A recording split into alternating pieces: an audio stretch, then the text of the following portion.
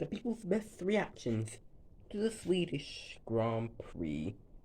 First of all, sorry that this is so late. Let's just get started. Alright, now our ratings for the Swedish Grand Prix. Well, first let's talk about qualifying. David on pole, Roger alongside. Let's talk about, qualifying for the sprint.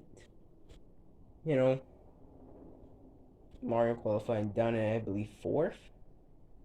Then the sprint starts, and Mario is punted off the road. Down to P14.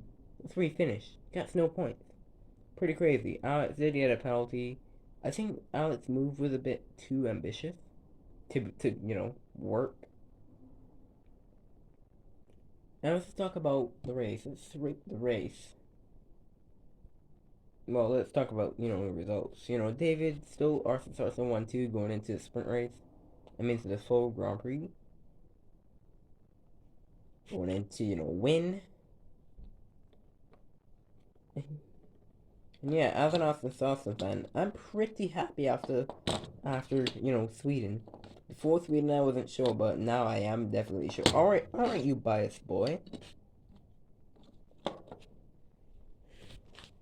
But, yeah. Alright, so. Should we talk about the fact that we have, let's not talk about that. Let's see, the race. Mario starting from 9 piecing. Let's rate the Grand Prix out of 10. What would you guys rate it? Personally, out of 10, I would rate it a 7. A 7. It's definitely a 7. Maybe a 7.5. For me, it's an 8. It's an 8 for me. I agree with 8 too. I agree with 8. Okay, come on, you have to make me look the one who didn't agree. But yeah, this Grand Prix is actually pretty good, actually, in my opinion.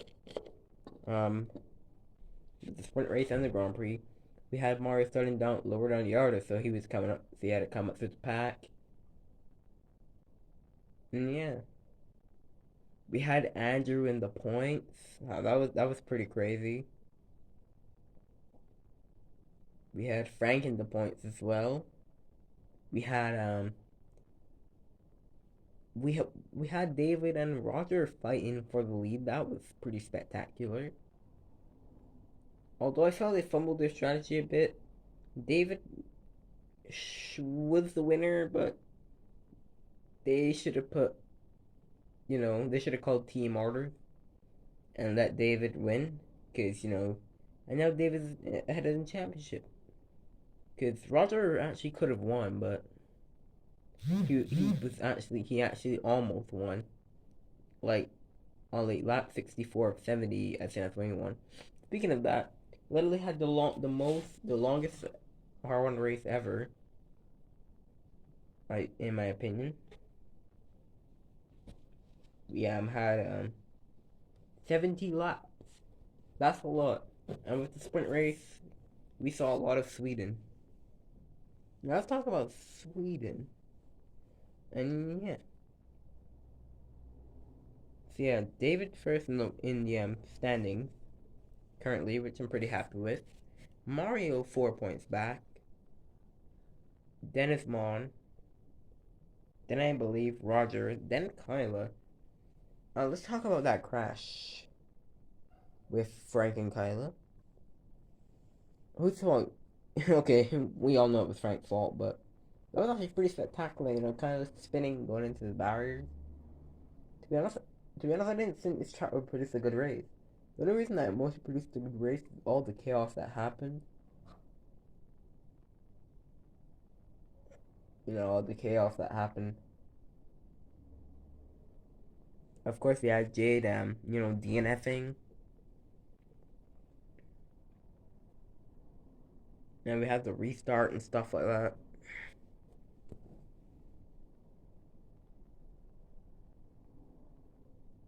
Anyways, let's talk about Arston Thurston.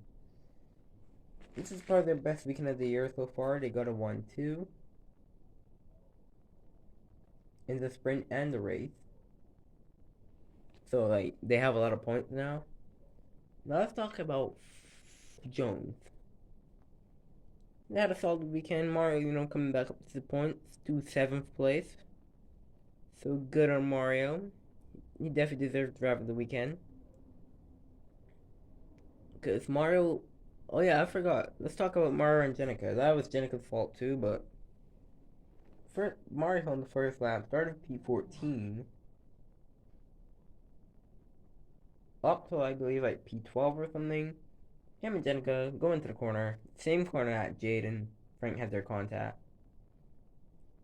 And they both and Jenica touches Mario and they both go off into the gravel. Mario falls down to the back.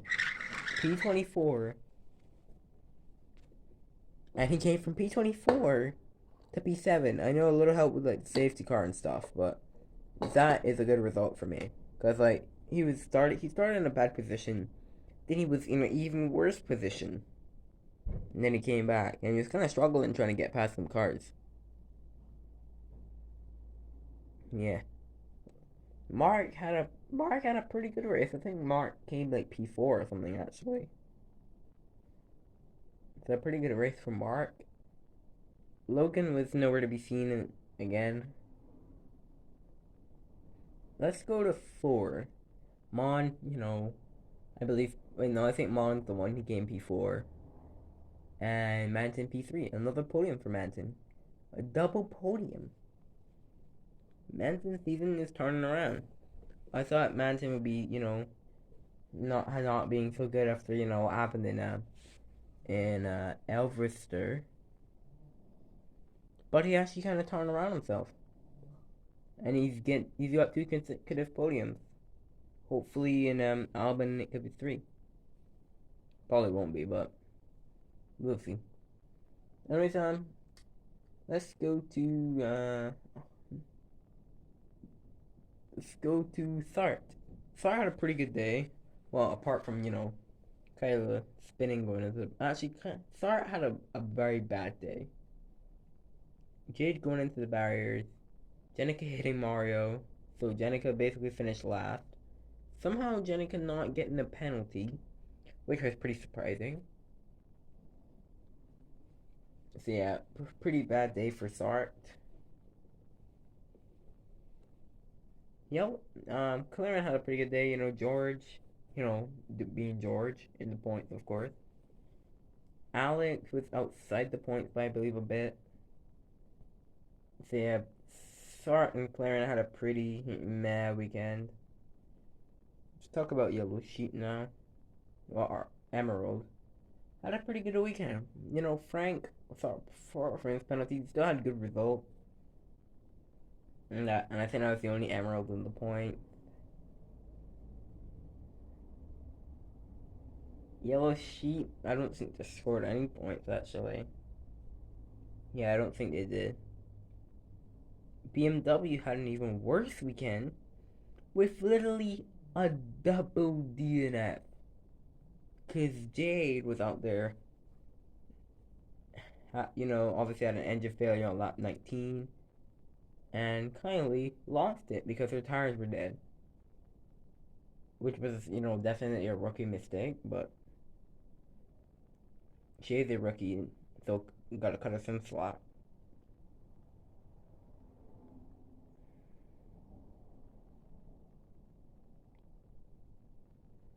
But yeah, having 3 cars and having a double DNF isn't that good.